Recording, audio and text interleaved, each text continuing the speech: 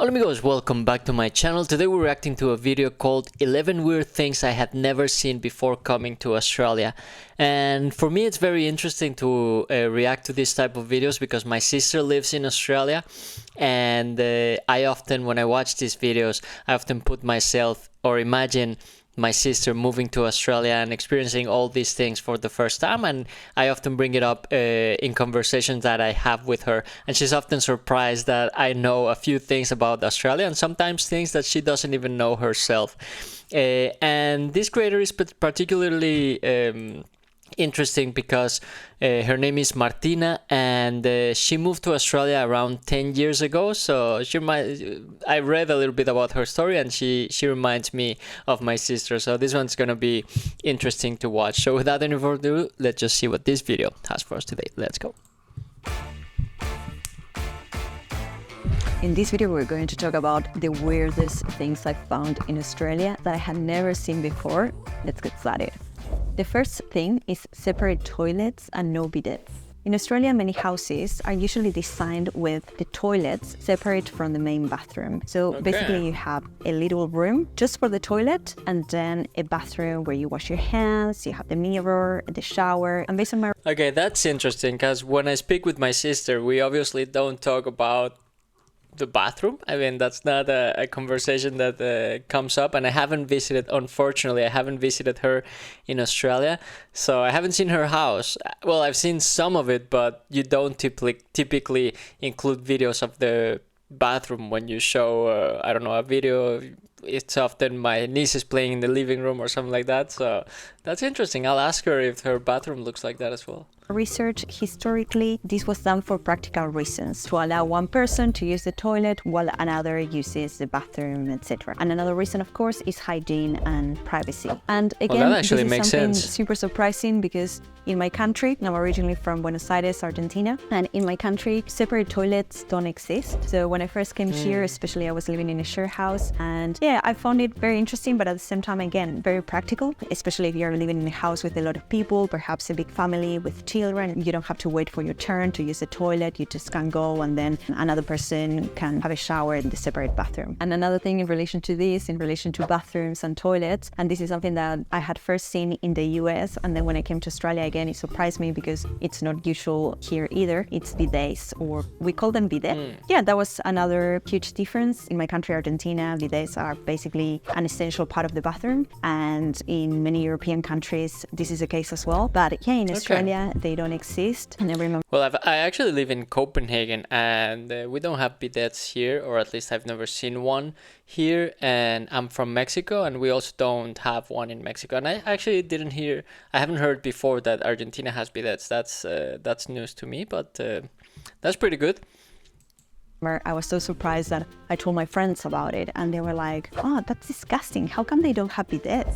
Then I told my Aussie friends about the bidets, and they find disgusting the fact that we have bidets as well. So it's a very interesting cultural difference. And yeah, I don't know, it's something that caught my attention. The second thing that I found very weird is Vegemite. Aussies love their Vegemite, and again, this is one of the weirdest things that I've come across. And if you don't know what it is, this is a spread that is made of brewer's yeast extract, a byproduct of beer manufacturing, that you can put on a piece of toast, crackers, sandwiches, and everything. Okay, my sister did bring Vegemite last time she visited in Mexico, and I was there, and I tried it, and please don't hate me for what I'm about to say, but let's say I didn't love it. Yeah, I didn't love it. Let's leave it at that. The first time that I tried Vegemite, it wasn't actually here in Australia, but maybe it was I need to 1 get year used to before it. coming here. I was studying English with an Aussie teacher, and I remember that he brought Vegemite for me to try. And at the beginning, when I looked at it, I hadn't tried it yet. When I looked at it, I thought it was yummy because it reminded me of chocolate, right? Like if you see the color of Vegemite, it looks like it's Nutella. misleading. And then, of course, I gave it a try. He put it on a piece of toast. Basically, you have just to put a bit of butter, then a bit of Vegemite, and I tried it, and yeah, my face, it was basically lemon face. It was the weirdest thing that I had ever tried in my life. Now I like it. I don't eat it every day, but I do live with my Aussie partner, and Vegemite is an essential item in the house. Okay, so I'm not the only one. It might be an acquired taste. I might have to give it another shot. the fridge. And to give you an idea, it basically tastes very salty, kind of bitter as well. And an interesting fact as well is that Vegemite apparently was born in the 1920s in Melbourne, and it was an attempt to replicate the British Marmite, which I haven't tried. Please don't troll me, because when I read this interesting fact to my partner, he got very offended. So please don't blame it on me. This is on the internet. I don't know whether it is true or not. You can leave a comment below and tell me what you think. Another thing that caught my attention when I first came to Australia is the fact that alcohol is sold separately. So you won't find alcohol in supermarkets. I remember the first time that I went to a supermarket to get a bottle of wine, and I spent at least 30 minutes going around just looking for the alcohol section, right? And I couldn't find it, and until I asked, and of course I realized that there was a bottle shop outside. Apparently this is a measure that they've taken to limit excessive alcohol drinking. As I've said in other videos, Australia is known for having a strong drinking culture, and that's why there are high taxes on alcohol, and also it seems that that's the reason why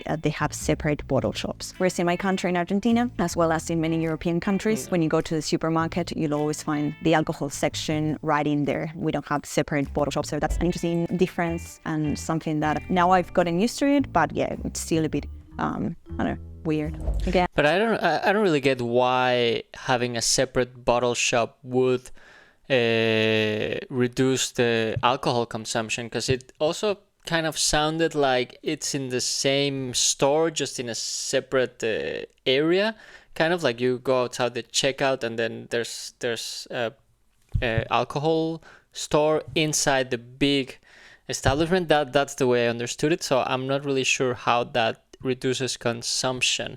And my sister doesn't drink alcohol, so I've never spoken to her about these things, but yeah, maybe I didn't get this one, but it's good that they're doing something to reduce alcohol consumption.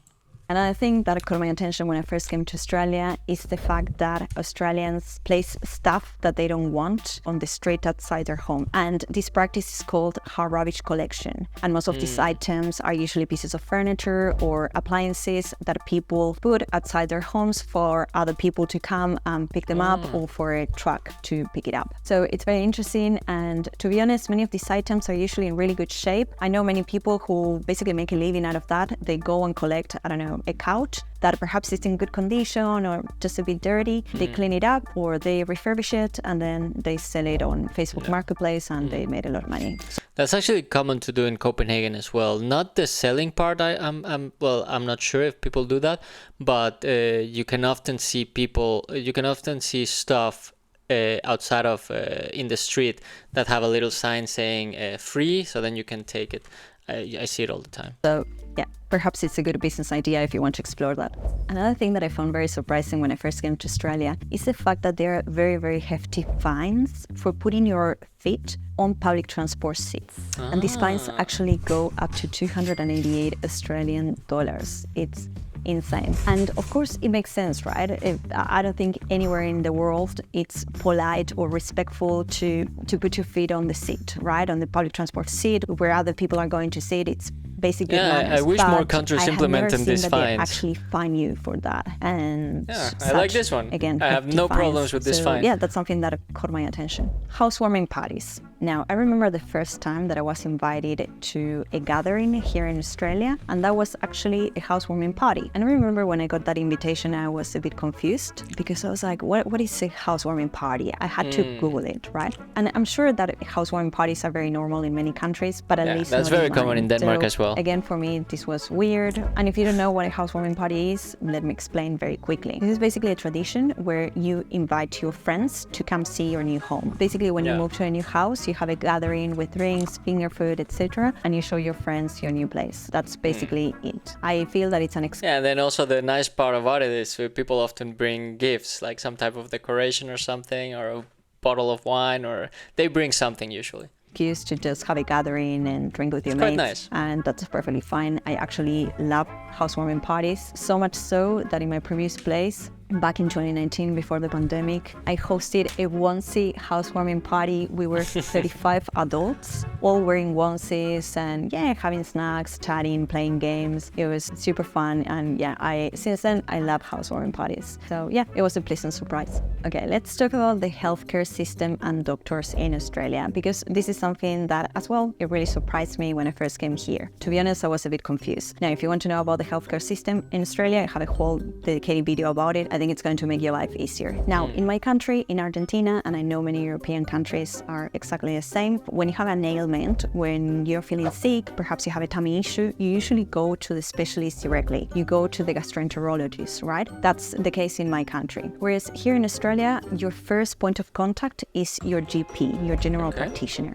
Basically, a doctor that does general practice, and they're not a specialist, but they do everything. It's general medicine. And then perhaps they're going to give you a prescription, refer you for x-rays, etc. Now, if your tummy ache gets worse over time and the issue doesn't get resolved, then your GP is going to refer you to a specialist. But your first point of contact here in Australia is a GP. Another example, if you have to go to the gynecologist and have a pap smear, here in Australia, again, you go to your GP first. Whereas in my country, you usually go to the gynecologist first, and you're going to have your own gynecologist, your specialist, and you have all the tests. The gynecologist does everything for you. Whereas here in Australia, I'm actually getting surprised at how often during this video I've had to say that we have something similar in Denmark, because it seems like Australia and Denmark are pretty similar in some ways, because here it's the same. You have the GP, you make the appointment with them, and then they make a referral for you if you need to go to the specialist.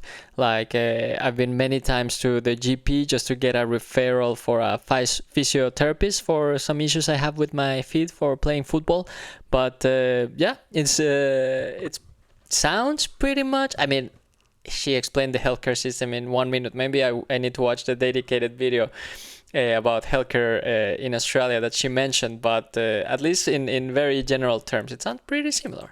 Australia, you are going to go to the GP or a nurse perhaps, and they're going to do that for you. Something interesting, again, a huge difference. Again, another thing that really surprised me when I first came to Australia was Australian football or footy or Aussie rules, or it has so many names, AFL. Anyway, I remember the first time I was here, I got my apartment. Yeah, we don't have that in Denmark. And there was a footy match going on. For me, it was a big surprise. And to be honest, at the time, I hadn't even heard about footy. Yeah, it was a mix of rugby and soccer, but I wasn't really sure what was going on. It's basically neither. It's just a unique sport, very unique, again, to Australia. And Aussies love it, especially here in Melbourne. Most of my Australian colleagues as well, they're super fans of Collingwood, Richmond, Essendon. It's very interesting. I've been to 2 footy matches. What I really liked is the family environment. It's very family-oriented. Rivals can sit next to each other. There's no aggression. Well, at least in my opinion, when I compare it to the Argentinian team or when you compare it to England,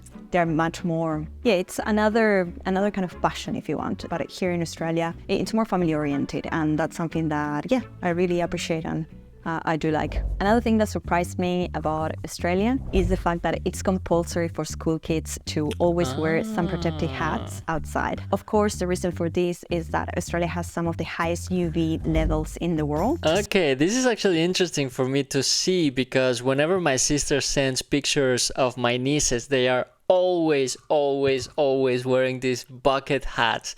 And I didn't know that it was compulsory by law to wear these hats. Whenever I see pictures of my nieces, they always look like this. So, I like this one. Now it makes sense. It clicked in my head why she's doing that. It's also pretty good. I mean, of course, I'm happy that she's protecting my nieces. Always wear sun protective hats outside. Of course, the reason for this is that Australia has some of the highest UV levels in the world. So it's a measure, again, that for me was surprising, because when I was in school, I didn't have to wear a hat. It wasn't compulsory. But at the same time, it makes complete sense. So it's actually really, really good. And another thing in relation to the Australian school dress code, if you want, is the fact that school kids have to carry very big bags. So you see the little 7-year-old carrying a bag that it's almost bigger than them. And I don't know, it's weird. In my uneducated opinion, and I'm not a health professional, I'm not a chiropractor, so I'm not sure. But in my opinion, carrying a lot of weight at that age probably poses some kind of risk for the kid's posture, I'm not sure. You can leave a comment if you know more about this. Growing up, in my case, all kids have the wheelie bags. We basically use that. So yeah, that was another thing that I found weird, surprising. I don't know if it's good or bad, but it's interesting, I guess. Okay, yeah, that's interesting, but I'm curious about what they actually bring in those bags. And if they're as heavy as she mentioned, then yeah, that could be a problem, right? I'm also not a chiropractor or anything, but the way she phrased it makes sense. Okay, another thing that I think it's weird, surprising, is the unique wildlife here in Of Australia. course. Of course, before coming here, you always hear about the kangaroos and the koalas, and these are very unique animals indeed. I don't think there are animals like these marsupials anywhere else in the world. But something that not many people know, and I include myself when I first came here, is that there are many more unique animals beyond the kangaroo and the koala. There are wallabies, quokkas, wombats. So every time I go hiking and every time I come across one of these animals, I find it very fascinating. It kind of tells you about the unique geography and diversity in Australia. I know that the quokkas are unique, for example, to Western Australia. So yeah, it's very interesting. And to be honest, even when I see a kangaroo or a wallaby, I still get very excited. Even again, after so many years of living here, yeah, it's fascinating and it's very, very unique.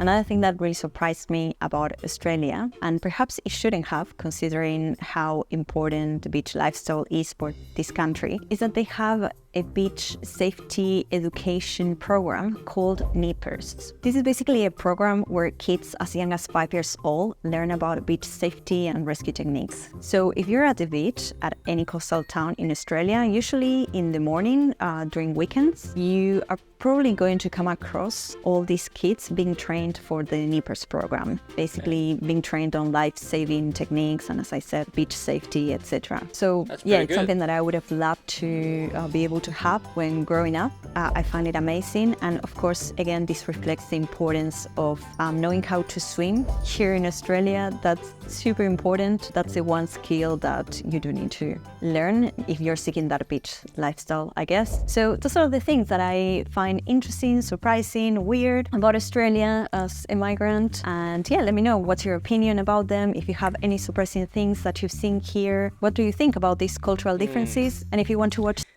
similar videos about life in Australia, what it is like to... Yeah, I think as someone that has lived in China and has lived in Copenhagen as well, I think whenever you move to a different country, you're always going to have these cultural shocks. And yeah, I was surprised by how many similarities it has with Copenhagen. There was a few that didn't really apply.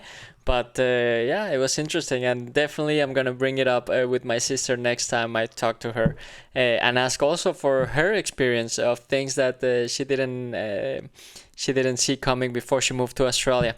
But it's been so long that maybe she doesn't remember, or maybe she does. Let's see. Anyway, I guess that is it for today's video. As usual, if there's anything you'd like me to react to next, please put it down in the comments down below. Without any further ado, thank you so much for watching. Thank you for subscribing, and I will see you next time. Bye.